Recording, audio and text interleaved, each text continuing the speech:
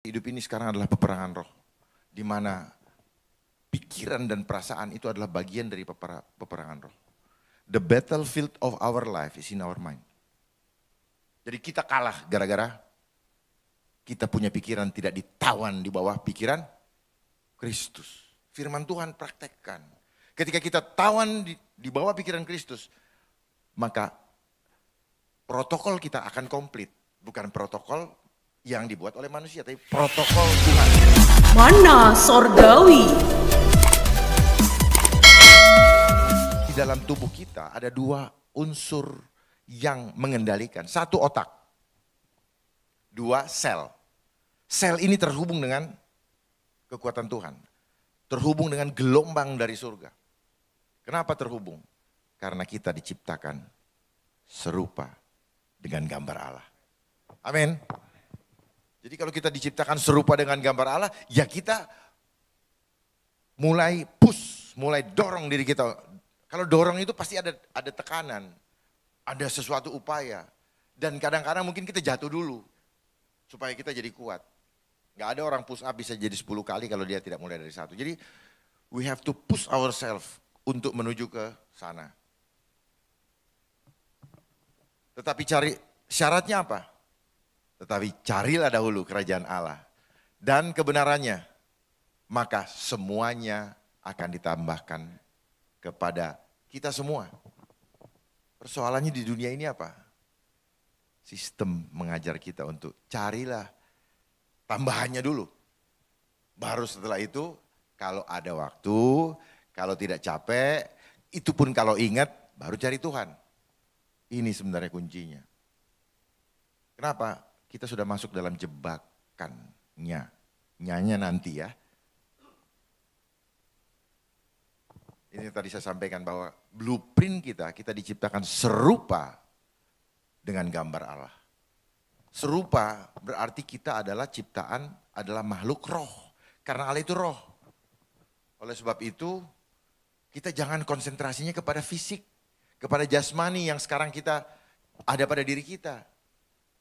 Ini jasmani ini hanya casing sebenarnya, hanya casing. Di dalam jasmani kita, ini casing ini, kita bukan single person, tetapi kita terdiri dari 50 triliun sel. Entitas kita tuh, komunitas kita 50 triliun sel. Dan setiap sel ada 1,4 volt listrik. Ini cuma casing aja. Dan nanti casing-casing ini akan dikendalikan oleh gelombang. Karena di dalam tubuh kita ada listrik. Gelombang yang membuat casing ini bergerak tidak sesuai dengan blueprint. Seperti yang sekarang terjadi. Kita keluar dari blueprint Tuhan. Sadari itu.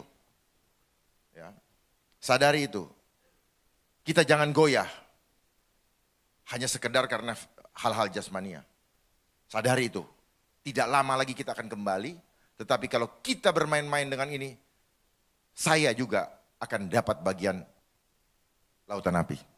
Kalau kita betul-betul main-main. Jadi pengetahuan mulailah kita praktekkan di dalam kehidupan kita. Dengan Bapak Ibu sekarang, maaf nih, pakai masker. Lagu tadi nggak ada artinya. Di sini clear. Ya, di sini clear. Karena kan yang di foto saya, yang ada ini. Di sini clear, nggak ada virus. Saya kasih tahu, ini adalah permainan imajinasi. Karena daya hayal, imajinasi adalah buah roh dari suatu ciptaan. Ketika Bapak Ibu menghayal, membaca satu tulisan, apa yang terjadi? Mulai menghayal bukan? Terus menghayal, lalu ada visualisasinya. Mulai bikin gambar lah atau video-video lah. Dari hayalan. Jadi ini adalah, hidup ini sekarang adalah peperangan roh. Di mana pikiran dan perasaan itu adalah bagian dari peperangan roh. The battlefield of our life is in our mind. Jadi kita kalah gara-gara kita punya pikiran tidak ditawan di bawah pikiran Kristus. Firman Tuhan praktekkan. Ketika kita tawan di bawah pikiran Kristus, maka protokol kita akan komplit. Bukan protokol yang dibuat oleh manusia, tapi protokol Tuhan. Kisah Rasul 4 ayat 12. Dan keselamatan tidak ada di dalam, hanya ada di dalam aku. Aku tadi siapa? Akulah jalan kebenaran dan hidup. Jadi komplit, jasmaninya selamat, rohaninya selamat. Itu. Nah, kenapa orang banyak yang masih panik, takut? Karena tidak paham. Tidak punya pengetahuan tentang apa?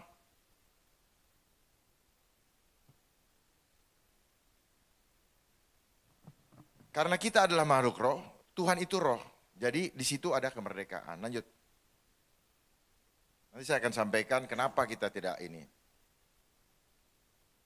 Hasilnya, jadi apabila Tuhan Yesus memerdekakan kamu, kamu akan benar merdeka. Pertanyaannya, tanyalah kepada diri kita masing-masing, apakah kita sudah merdeka atau tidak. Kita hidup bertanggung jawab kepada Tuhan, tidak kelompok. Misalnya ini di GBI RIM misalnya. Tidak ada, GBI RIM tidak akan bisa menyelamatkan kita di surga. Kita pribadi dengan pribadi kepada Tuhan. Kita mempertanggungjawabkan dengan Tuhan. Jadi janganlah kita hidup karena apa kata kelompok. Hiduplah karena kita tahu bahwa Tuhan menyertai kita dengan sempurna. Amin. Jangan takut. Ya. Jangan takut. Kenapa saya harus berani sampaikan kayak gini? Kayaknya Tuhan suruh saya gregetan banget dari tadi saya ini. Waduh, saya lihat pemain band. Wah, nyanyi gini-gini. Fisiknya aja, rohnya enggak. Badan gede, casingnya doang. Nyalinya tempe. Anak-anak Tuhan enggak punya nyali tempel. Prajurit Kristus itu, dia tunduk sama Kristus. Dia tunduk sama komandannya. Ya. Jangan barang siapa mempertahankan nyawanya, dia akan kehilangan nyawanya. Barang siapa kehilangan nyawanya karena aku, dia akan memperolehnya. Jadi jangan kita dipejajah oleh mindset kita. Belum ditodong sama senjata. Ya.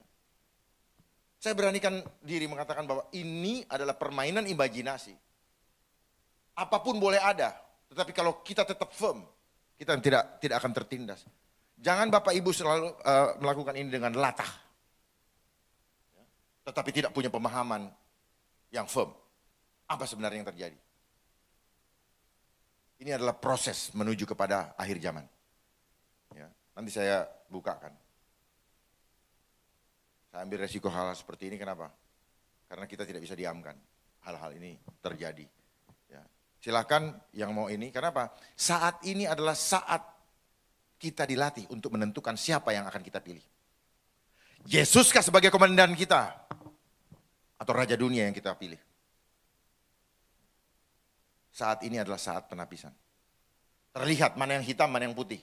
Mana yang setengah-setengah. Ketika zaman masa masih nyaman, masih tenang, semuanya indah. Semuanya kelihatannya rohani. Apalagi kalau ke gereja. Tetapi begitu keluar, semua kembali kepada habitatnya. Bukan salah Bapak Ibu. Saya juga mengalami. Bukan salah saya juga. Kita ada dalam program yang dilakukan sejak kita umur 7 tahun.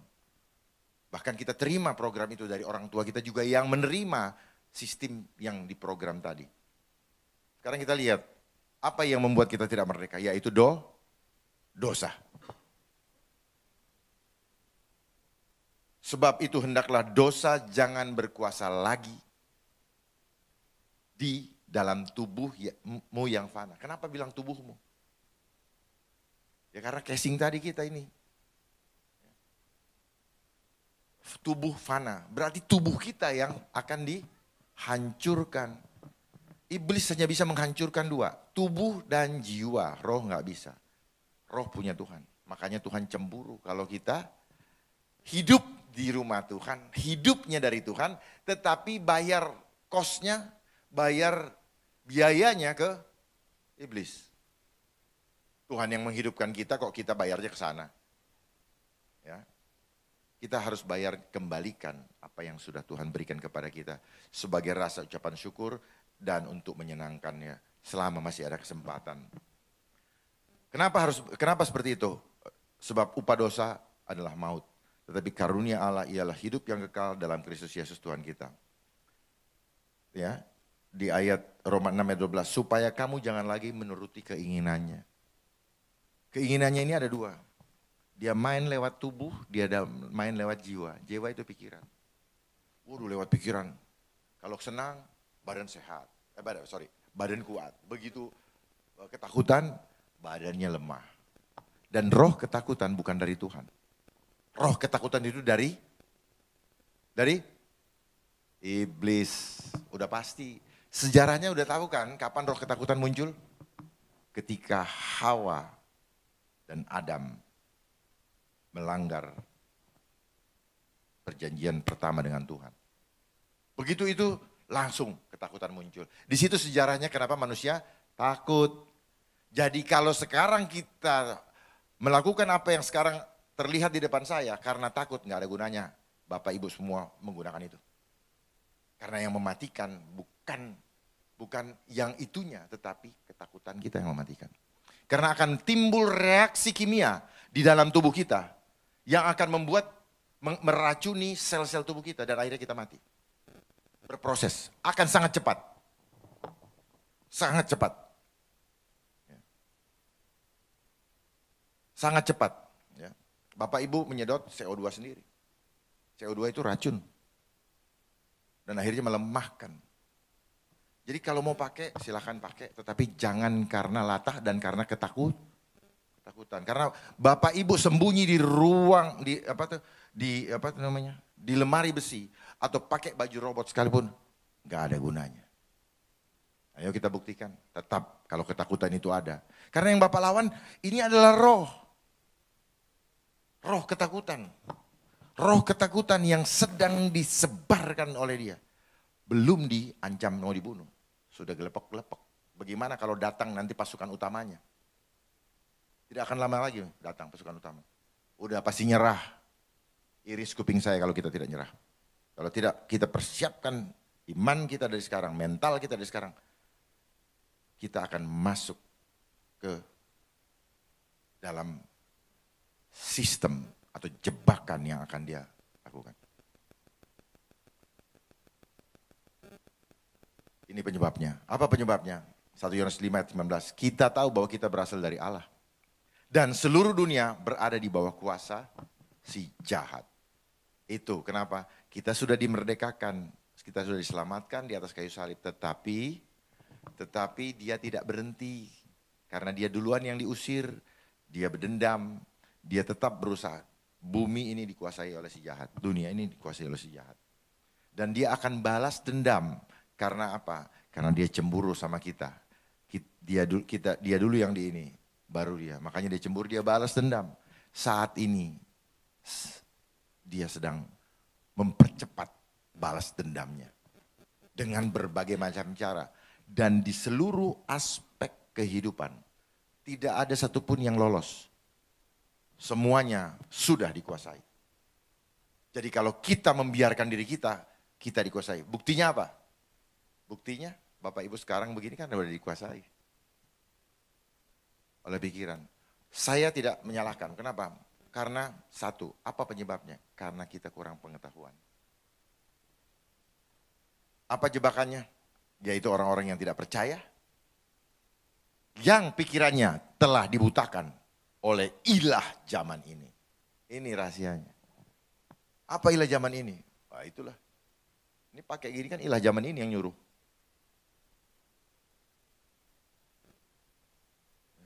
Karena sistem yang dibangun, yang membuat kita, sehingga mereka tidak melihat cahaya Injil tentang kemuliaan Kristus yang adalah gambaran Allah. Di sini rahasianya. Pertanyaannya, apakah kita sudah dibutakan oleh ilah zaman ini? Kalau kita tidak buta, kita tahu apa yang harus kita lakukan. Tetapi kalau kita sudah buta, kita nggak tahu kemana kita dibawa. Dan saat ini, saat kita sedang dipaksa untuk refocusing. Supaya gagal fokus. Refocusing kemana? Ke arah yang berlawanan dengan keinginan Tuhan. Ada lagu waktu kita sekolah minggu. Di dalam dunia ada dua jalan, lebar dan sempit.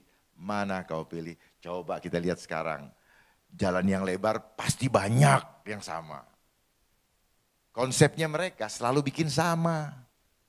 Yang sama itu belum tentu, yang banyak itu belum tentu benar. Taruhan sama saya. Karena apa? Karena si iblis tidak mau sedikit, maunya banyak. Kalau perlu semuanya, termasuk Pak Gembala, bawa semua.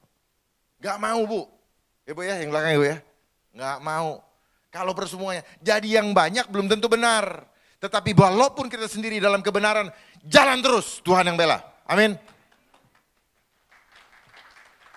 Bangkitkan semangat, jangan kita menularkan ketakutan. Bangkitkan roh keberanian. Lah kalau Bapak Ibu takut gimana anak-anaknya? Hancur generasi bangsa. Malu Tuhan Yesus. Buat apa bilang haleluya, salam. Tapi kita sendiri penakut. Ketika Bapak Ibu takut, anak-anaknya, tetangganya akan ketularan semua. Karena vibrasi ketakutan, roh ketakutan ini menular. Tetapi roh keberanian juga menular. Ini yang saya sampaikan, ini yang saya tularkan, roh keberanian. Hidup dan matiku ditanggung oleh Tuhan. Ketika kita menyampaikan itu, Tuhan sendiri yang bela. Bukan mau saya menyampaikan hal-hal ini. Begitu kuat dorongannya. Siapalah saya. Tetapi sejak tahun 2018 Tuhan menyampaikan hal-hal ini dan saya mulai terus di buku. Dan begitu hal ini kejadian, saya sendiri kaget. Kok begitu cepat? 2019 saya sudah terbitkan buku dan itu dari 2018. Waktu saya ke Israel, saya ketemu dengan seorang hamba Tuhan yang namanya Ramzi. Saya diskusi banyak dan saya tahu banyak tentang dunia ini. Dibukakan banyak hal. Dan apa yang sedang terjadi sekarang pun sudah ada dalam nubuatan Tuhan. Kenapa? Karena Tuhan tahu apa rencana Lucifer. Tuhan tahu apa rencana iblis terhadap dunia ini. Dan dunia ini ingin kita dikembalikan ke Mesir. Dulu Tuhan bebaskan kita dari perbudakan di Mesir. Menuju ke tanah perjanjian. Sekarang kita mau digiring lagi balik ke Mesir.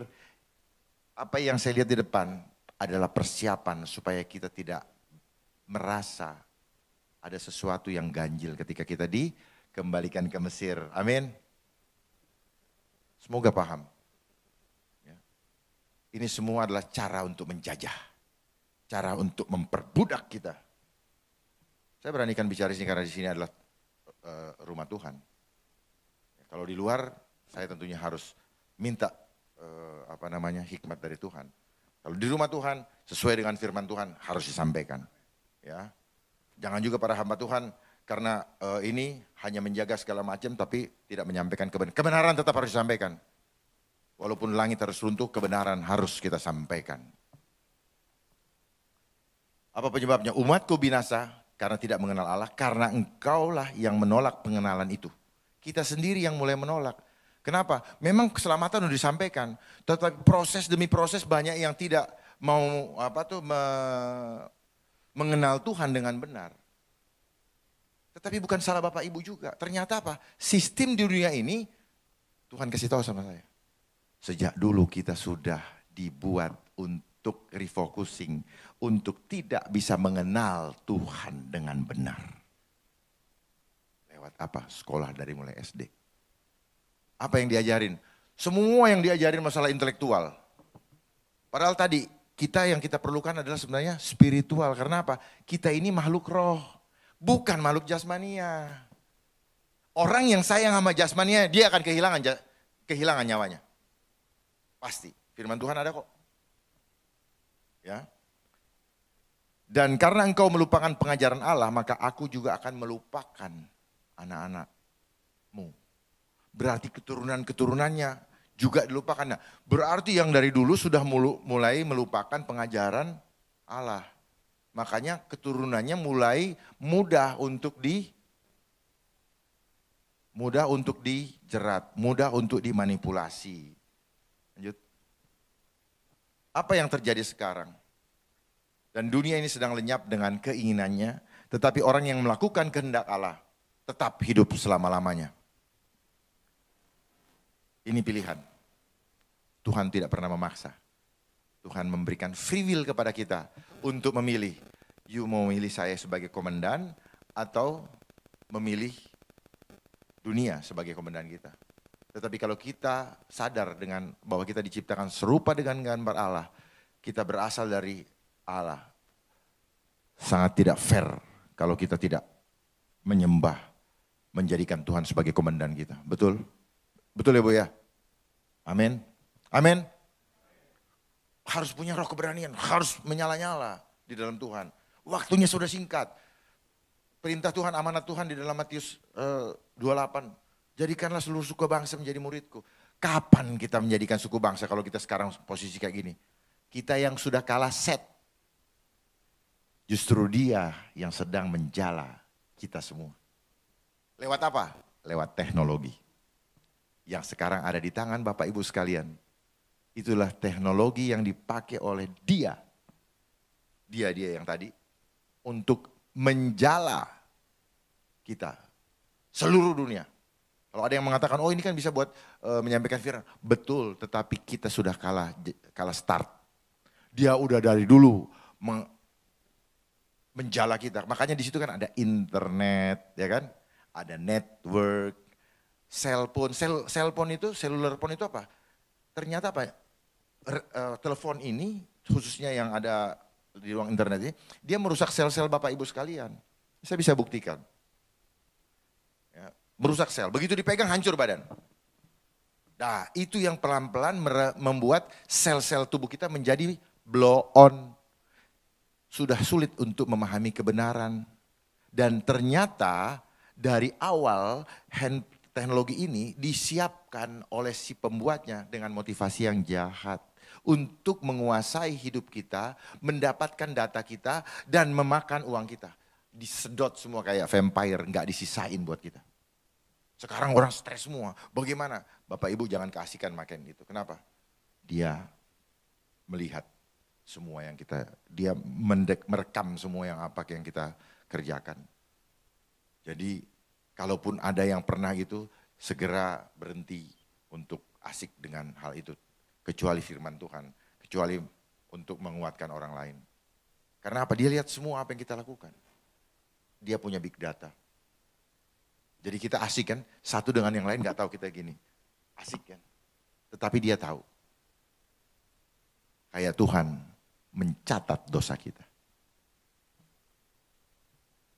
Jadi saya gak terlalu suka dengan yang namanya Zoom, namanya apa, itu merusak, dia punya vibrasi, dia punya gelombang, merusak sel-sel tubuh kita. Kecuali firman yang disampaikan. Kenapa? Karena dihantam dengan roh, karena firman Tuhan itu ada roh. Makanya dia akan merusak. Saya kasihan dengan anak-anak yang itu, selnya akan rusak. Apa yang mereka mau ambil? Data. Supaya terdata semua fotonya. Setiap anak baru 7 tahun masuk lagi datanya. Dia catat gitu. Pulsa habis juga. Stres juga. Berubah dia bukan jadi anak-anak yang manis yang seperti kita bayangkan. Tidak. Tubuhnya manusia. Tetapi mind controlnya sudah tidak ada pada dia. Makanya gampang perang. Gak mau dikasih tahu. Bahkan nanti tidak mengenal Tuhan. Ya. Apa faktornya? Uang. Karena akar segala kejahatan ialah cinta uang, sebab oleh memburu uanglah beberapa orang telah menyimpang dari iman dan menyiksa dirinya dengan berbagai duka.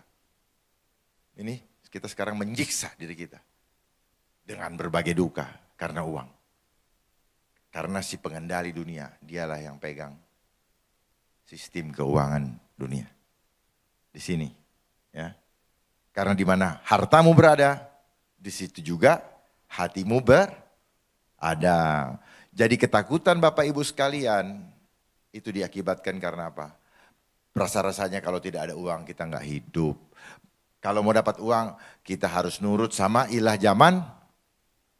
Ilah zaman? Ilah zaman ini. Kok takut?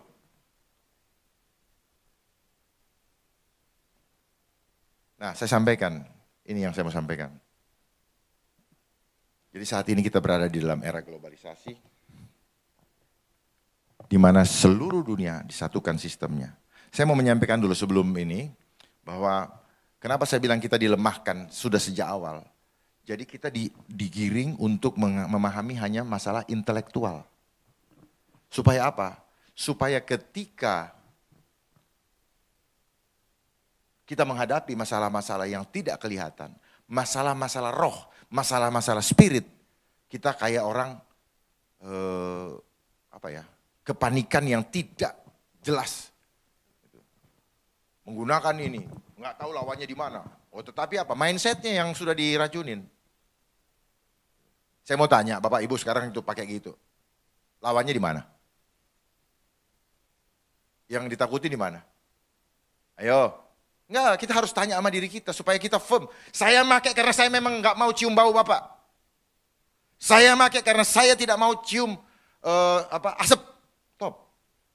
Gak apa-apa, silakan pakai, itu kan gaya. Tetapi jangan karena takut. Ini aja yang saya mau pesankan. Tetapi jangan karena takut. Kalau karena takut nggak ada gunanya. Biar sembunyi di sini juga, tiap hari nggak kemana-mana juga nggak ada gunanya. Karena ketakutannya ada dalam diri. Jadi perkuat pertahanan dalam. Makanya dibilang apa yang keluar itu tampaknya dari dalam. Amin. Berarti yang kayak begini tampaknya dari dalam. Gitu loh. Apa beda Bapak Ibu sama saya? Nggak ada bedanya. Makan nasi sama, kok saya cuma makan 2 kali sehari sekarang. Apa bedanya? Yang beda adalah pengetahuan kita. Cuman itu. Dari mana pengetahuan? Dari Tuhan. Kenapa bisa tahu? Tanya Tuhan. Gitu. Jangan tanya manusia. Manusianya udah diprogram untuk bikin kita bego. Bego lah kita. Kalau manusianya ini, saya sedih kenapa? Kita merdeka, sedih. Saya sedih kenapa bangsa ini menjadi seperti ini. Kita pikir dulu mau maju, majunya ke arah yang gak pas, gak sesuai dengan rencana Tuhan. Saya harus sampaikan tidak sesuai dengan rencana Tuhan. Bapak, Ibu sekalian persiapan untuk menjadi budak. Kita harus pilih. Kita mau jadi budaknya, budak dunia atau menjadi anak-anak kekasihnya Tuhan. Pilih. Ya. Pilihan ada di tangan kita. Tetapi dia memaksa kita lewat sistem. Jadi sistem edukasi sekolah kita juga dia yang bikin. Dari mulai SD. Kenapa pelajarannya? Wah, dari Senin sampai Selasa sibuk, pulang sekolah suruh bikin PR. Kapan kita memikirkan Tuhan? Gak ada waktu dikasih. Ternyata disengaja. Termasuk ilmuwan-ilmuwan yang dimunculkan, Galileo segala macam, Darwin dan segala macam. Itu adalah cara dia untuk meriset kita punya mindset. Seolah-olah itulah yang menjadi kebenaran. Kita lihat Tuhan Yesus tidak pernah sekolah formal. Jadi kita dibikin formal. Jadi karena uang menjadi sentral, untuk punya uang, bisa beli makan, you harus sekolah, kerja. Kerjanya disyaratkan yang punya pendidikan formal, betul? Betul nggak? Kalau yang enggak kan enggak boleh masuk sekolah, enggak masuk kerja kan? Paling pegawai-pegawai dia bikin level direndahin kan? Padahal belum tentu yang tidak sekolah tidak bisa menghasilkan sesuatu yang luar biasa. Betul ya Pak ya? Tidak, belum tentu. Banyak buktinya. Bahkan orang yang cacat pun banyak yang lebih hebat daripada orang yang katanya normal secara fisik. Jadi kita tidak boleh membeda-bedakan mana yang normal, mana yang tidak. Semuanya mulia karena Tuhan yang mencipta itumu. Tetapi dunia ini mulai menggiring kita untuk membeda-bedakan. Saya lebih cantik, saya lebih keren, saya lebih kaya, kamu lebih miskin. Itu dunia. Ini caranya dia. Dari mana? Dia bikin number system dengan angka. Dengan angka. Bapak 10, saya dapat 5. Tanpa disuruh sombong, Bapak udah tahu bahwa saya punya nilai 10. Lu lebih tinggi dari 5. Tolong dipahami ini. Kalau mau memahami, sungguh-sungguh pahami. Makanya di sini level sel tubuh kita merekam, alam bawah sadar kita merekam. Saya 10, berarti saya lebih hebat dari yang 5. Otomatis itu cara dunia. Kalau saya 5, saya harus rendah diri. Nah, sistem angka inilah yang menjadi persoalan dunia saat ini. Dengan nilai kuantitatif. Di mana kita hidup, belief sistemnya hanya karena angka. Buktinya, dia buatkan sarana. Suruh nabung di bank. Tujuannya apa? Menabung pangkal kaya. Padahal beda dengan dengan caranya Tuhan. Semakin kamu banyak menabur, semakin banyak menuai. Jadi kontradiksi sekali nilai kuantitatif dengan nilai kualitatif. Kalau Tuhan itu nilainya kualitatif. Nah, dengan dia membuat sarana sistem uang dengan adanya bank, apa yang disuruh? Suruh nabung kan? Kalau kita sudah nabung, apa yang kita rasa? Kita merasa safe. Kalau sudah merasa safe, mulai jauh dari Tuhan. Wah, Tuhan di gereja, habis pulang gereja, besok gimana lagi nyari duit ya? Gak salah, kita semua udah digiring salah Pak Pendeta. Udah digiring salah untuk seperti itu. Tetapi kita nggak sadari karena memang sudah menjadi keseharian, kebiasaan. Gini ya, konsepnya, pola pikir menghasilkan perbuatan. Perbuatan menghasilkan kebiasaan, kebiasaan menghasilkan karakter. Sekarang pun demikian. Pola pikir menghasilkan kebiasaan, perbuatan. Ya, apa yang terjadi sekarang kan mulai terjadi perbuatan. Akhirnya menjadi kebiasaan. Dan akhirnya menjadi karakter. Atau menjadi budaya. Ini sedang terjadi kan? Kalau di dunia teknologi itu bilang apa? Reset, restart. Oh, lagi restart. Lagi di restart. Tapi sayangnya tidak menuju kepada kehendak Tuhan. Ini ada hubungannya dengan Wahyu 13 ayat 15 sampai 18. Di mana kita akan dipasang chip. Very soon. Makanya terus saja. Jangan pernah berpikir masalah ini akan dia selesaikan dengan cepat. Tidak. Sepanjang agendanya belum selesai, dia tidak akan berhenti. Saya kembali lagi ke masalah sekolah. Siapa yang tahu kalau kenapa SD itu harus 6 tahun? Pernah ada yang berpikir? Saya juga enggak. Tuhan kasih tahu saya. Kamu lihat itu, kenapa sekolah SD kok 6 tahun? Baru terpikir, iya juga ya. Terus kenapa Tuhan? Loh. Bener nih, bener saya nggak pernah, saya tanya-tanya orang nggak ada yang bisa jawab, beneran, saya nggak bohong. Jadi lucu kalau Tuhan ngasih dia kasih pertanyaan, ntar dikasih jawaban.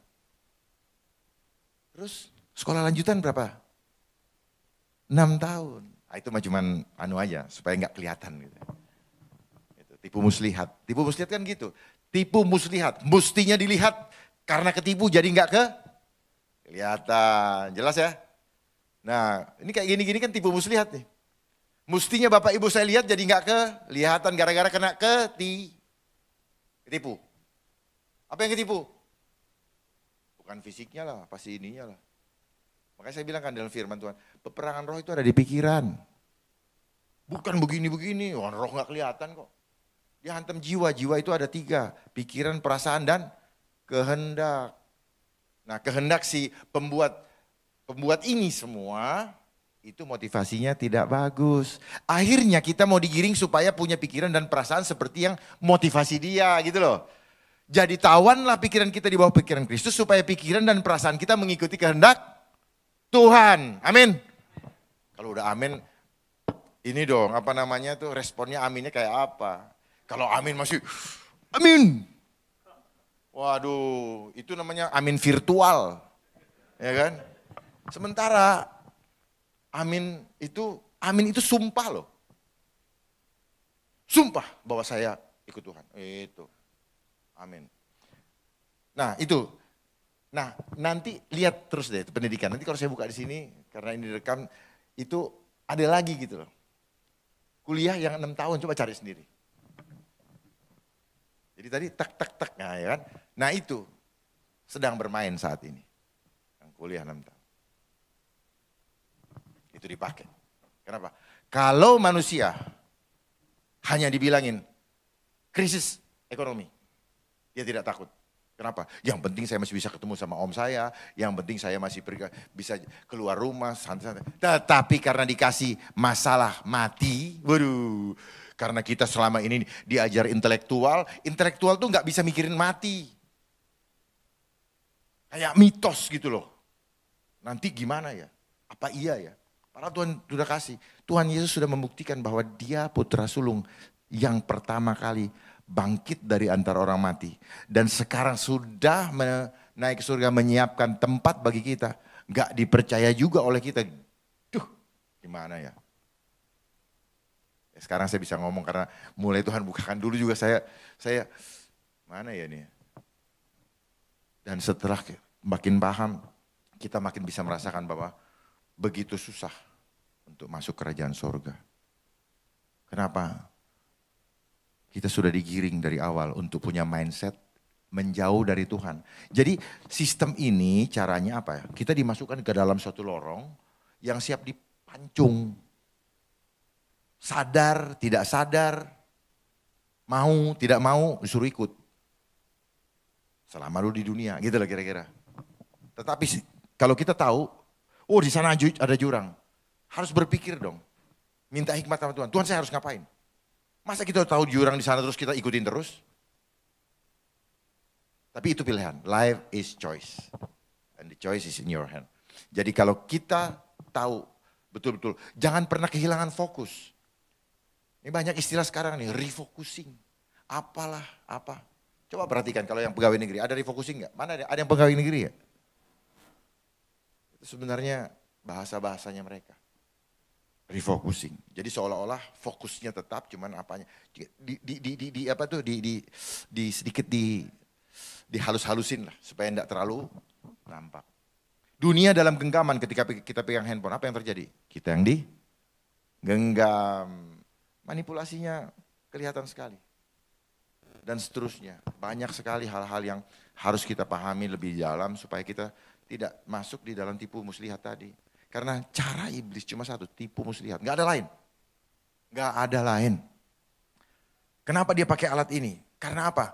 Ternyata dia susah juga untuk mengendalikan atau menguasai manusia secara utuh. Karena dia maunya dia bisa kendalikan penuh. Caranya apa dengan teknologi ini? Tidak ada satupun, bahkan orang tua ngasih anaknya juga. Jadi teknologi yang kita pakai ini punya kekuatan roh. Vibrasi, gelombang, atau dia punya kekuatan menghipnotis kita sebenarnya. Ada permainan roh di sini, ada ritualnya. Sehingga kita pakai sama seperti gini. Kalau dukun ngerjain orang, itu dari jauh dia pakai apa? Pakai gelombang. Dia nggak ketemu kita, tahu-tahu orang pak. Hamba Tuhan mendoakan itu dia pakai gelombang dari surga untuk mendoakan. Allah bertata di atas puji-pujian. Ketika belum ditumpang tangan, banyak yang sudah sembuh. Kenapa? Ada gelombang dari surga yang menembus semua penyakit-penyakit, sumbatan-sumbatan, energi Bapak Ibu. Karena kan tadi banyak ada listrik kan di dalam tubuh kita. Tek, peng, sembuh tanpa diiniin. Gitu loh rahasianya. Harus tahu rahasianya. Kalau enggak bingung. Firman Tuhan kalau kita hanya pahami hati yang gembira adalah obat. Itu gimana caranya jadi obat? Apakah karena kita apotik? Enggak. Begitu hati Bapak gembira, karena kita tahu penyertaan Tuhan sempurna, tubuh kita, ya saya kasih tahu, sel-sel tubuh kita akan mengeluarkan hormon endorfin yang menyembuhkan semua penyakit. Serius ini. Tetapi dunia yang kita lewati tidak ngajarin kita supaya apa? Supaya kita selalu dibuat tergantung untuk bolak-balik. Itu loh, ya. Sengaja supaya jadi uang. Kita disuruh cari uang, untuk setor uang. Kita cari uang dari pagi sampai malam. Akhirnya apa? Uang dikeluarkan untuk mengatasi masalah kita, stres. Gitu loh. Bodoh nggak kita? Sadari nggak? Bodoh.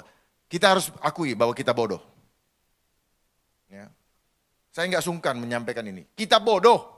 Kita pikir kita pintar karena kita punya intelektual. Enggak, kita bodoh. Kita tidak berhikmat. Kita enggak mengerti apa yang Tuhan mau terhadap diri kita. Itu yang membuat kita sombong. Sebenarnya kita bodoh tapi kita enggak ngerti malah kita sombong. Gitu. Semakin kita mengerti, semakin kita takut. Terhadap apa? Yang memberikan kita hidup. Tetapi semakin kita enggak ngerti, semakin dikeraskan hatinya. Ayo, Firaun itu pemerintahan kan? Tetapi Tuhan keraskan hati. Bukan dia nggak tahu. Tapi Tuhan keraskan hati, enggak itu juga. Kenapa Yudas sudah 3,5 tahun bersama Tuhan Yesus tapi tetap aja dia melakukan itu? Bukan dia tidak tahu kebenaran. He know it but he change it. Pilihan. Sekarang kita pilih, kita mau jadi kayak Yudas kah? Atau tetap seperti yang berkenan kepada Tuhan. Pilihan di tangan kita. Tuhan tidak pernah memaksa. Bedanya Tuhan dengan si iblis apa? Kalau Tuhan tidak pernah memaksa kita untuk bertobat. Dia hanya menyampaikan anugerah kasih karunia karena dia penuh kasih. Tetapi iblis tidak, paksa. Kenapa? Dia takut sendiri ada di lautan api. Jadi dia mau giring kita dengan sistem.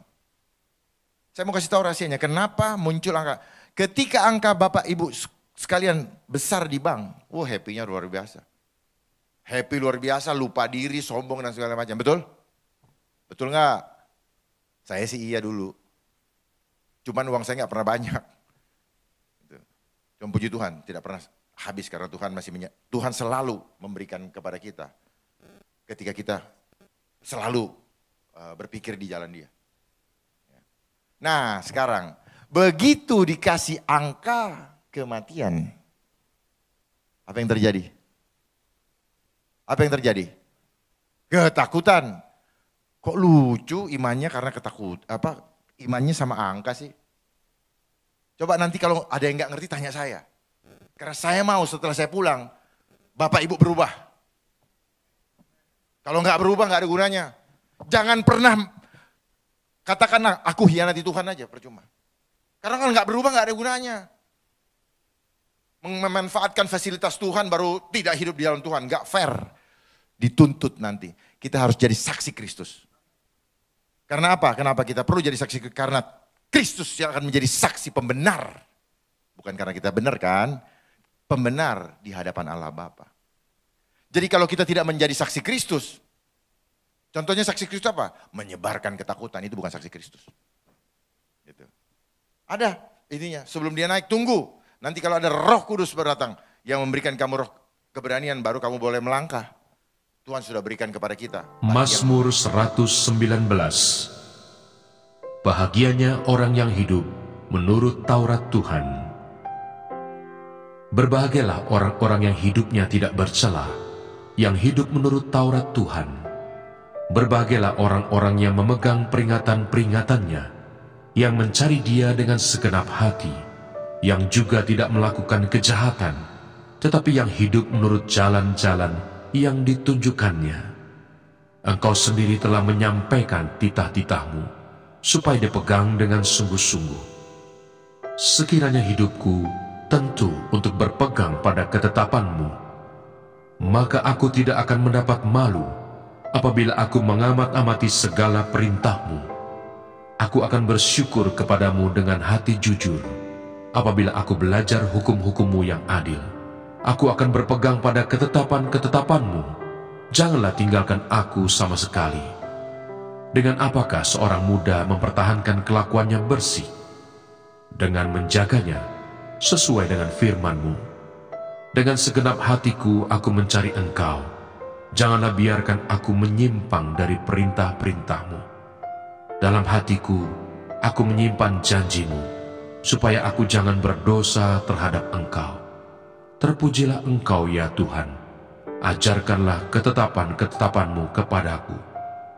Dengan bibirku, aku menceritakan segala hukum yang Kau ucapkan. Atas petunjuk peringatan-peringatan-Mu aku bergembira, seperti atas segala harta. Aku hendak merenungkan titah-titah-Mu dan mengamat-amati jalan-jalan-Mu. Aku akan bergemar dalam ketetapan-ketetapan-Mu. Firman-Mu tidak akan kulupakan. Lakukanlah kebajikan kepada hamba-Mu ini, supaya aku hidup, dan aku hendak berpegang pada firman-Mu.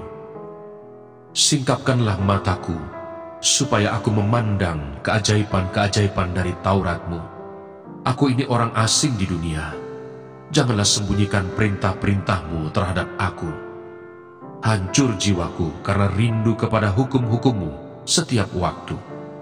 Engkau menghardik orang-orang yang kurang ajar. Terkutuklah orang yang menyimpang dari perintah-perintah-Mu. Gulingkanlah dari atasku cela dan penghinaan, sebab aku memegang peringatan-peringatan-Mu. Sekalipun pemuka-pemuka duduk bersepakat melawan aku, hamba-Mu ini merenungkan ketetapan-ketetapan-Mu.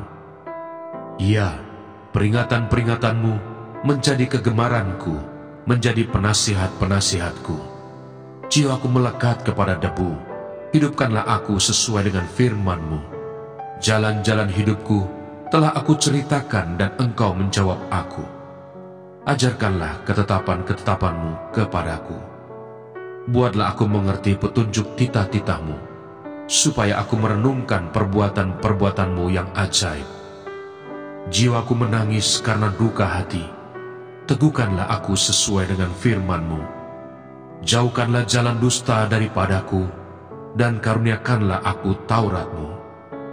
Aku telah memilih jalan kebenaran, telah menempatkan hukum-hukum-Mu di hadapanku. Aku telah berpaut pada peringatan-peringatan-Mu. Ya Tuhan, janganlah membuat aku malu. Aku akan mengikuti petunjuk perintah-perintah-Mu, sebab Engkau melapangkan hatiku. Perlihatkanlah kepadaku, ya Tuhan, petunjuk ketetapan-ketetapan-Mu. Aku hendak memegangnya sampai saat terakhir. Buatlah aku mengerti, maka aku akan memegang Taurat-Mu. Aku hendak memeliharanya dengan segenap hati.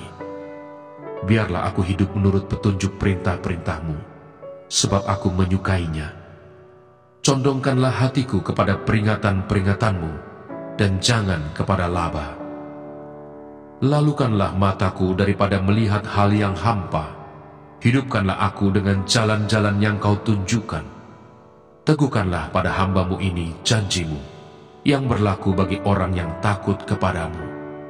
Lalukanlah celaku yang menggetarkan aku, karena hukum-hukum-Mu adalah baik. Sesungguhnya aku rindu kepada titah-titah-Mu. Hidupkanlah aku dengan keadilan-Mu. Kiranya kasih setia-Mu mendatangi aku, ya Tuhan. Keselamatan daripadamu itu sesuai dengan janji-Mu, supaya aku dapat memberi jawab kepada orang yang mencela aku, sebab aku percaya kepada firman-Mu. Janganlah sekali-kali mencabut firman kebenaran dari mulutku, sebab aku berharap kepada hukum-hukum-Mu. Aku hendak berpegang pada Taurat-Mu senantiasa, untuk seterusnya dan selamanya. Aku hendak hidup dalam kelegaan, sebab aku mencari titah-titah-Mu. Aku hendak berbicara tentang peringatan-peringatan-Mu di hadapan raja-raja, dan aku tidak akan mendapat malu. Aku hendak bergemar dalam perintah-perintah-Mu yang kucintai itu. Aku menaikkan tanganku kepada perintah-perintah-Mu yang kucintai, dan aku hendak merenungkan ketetapan-ketetapan-Mu. Ingatlah firman yang Kau katakan kepada hamba-Mu, oleh karena Engkau telah membuat aku berharap. Inilah penghiburanku dalam sengsaraku, bahwa janji-Mu menghidupkan aku. Orang-orang yang kurang ajar sangat mencemoohkan aku, tetapi aku tidak menyimpang dari Taurat-Mu. Aku ingat kepada hukum-hukum-Mu yang dari dahulu kala, ya Tuhan.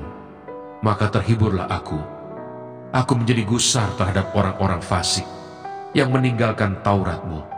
Ketetapan-ketetapan-Mu adalah nyanyian mazmur bagiku di rumah yang kudiami sebagai orang asing. Pada waktu malam, aku ingat kepada nama-Mu, ya Tuhan.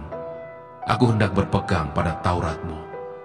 Inilah yang kuperoleh, bahwa aku memegang titah-titah-Mu. Bagianku ialah Tuhan. Aku telah berjanji untuk berpegang pada firman-firman-Mu. Aku memohon belas kasihan-Mu dengan segenap hati. Kasihanilah aku sesuai dengan janji-Mu. Aku memikirkan jalan-jalan hidupku, dan melangkahkan kakiku menuju peringatan-peringatan-Mu. Aku bersegera dan tidak berlambat-lambat untuk berpegang pada perintah-perintah-Mu. Tali-tali orang-orang fasik membelit aku, tetapi Taurat-Mu tidak kulupakan. Tengah malam aku bangun untuk bersyukur kepadamu atas hukum-hukum-Mu yang adil. Aku bersekutu dengan semua orang yang takut kepadamu, dan dengan orang-orang yang berpegang pada titah-titah-Mu. Bumi penuh dengan kasih setia-Mu, ya Tuhan. Ajarkanlah ketetapan-ketetapan-Mu kepadaku.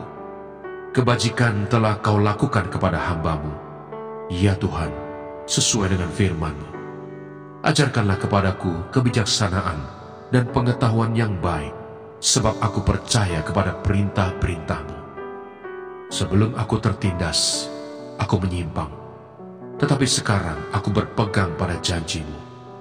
Engkau baik dan berbuat baik. Ajarkanlah ketetapan-ketetapan-Mu kepadaku. Orang yang kurang ajar menodai aku dengan dusta, tetapi aku, dengan segenap hati, aku akan memegang titah-titah-Mu.